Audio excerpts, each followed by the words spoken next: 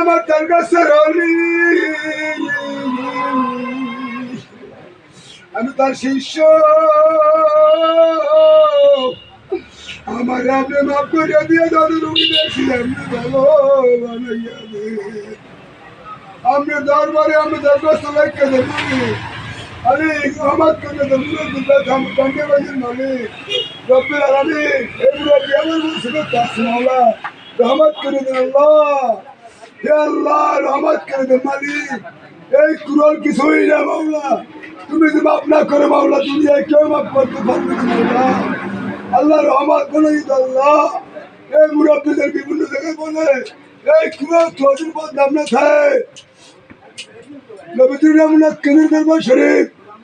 শাহ বিশ্বাস মেহেদি মুর্শেদ তাদের মাথার দোয়া আছে ভু আছে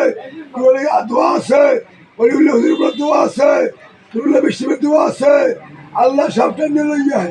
আল্লাহ রহমত করে দে মাফ করে দে আল্লাহ মাফ করে দে আল্লাহ নামাইয়ে দে আল্লাহ নামাইয়ে দে আল্লাহ নামাইয়ে দে আল্লাহ নামাইয়ে দে আল্লাহ নামাইয়ে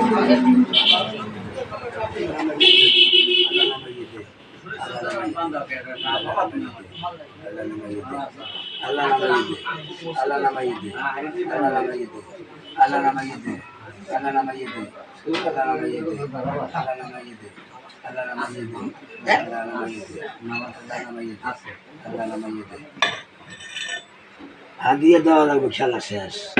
ও থাকতাম শেষ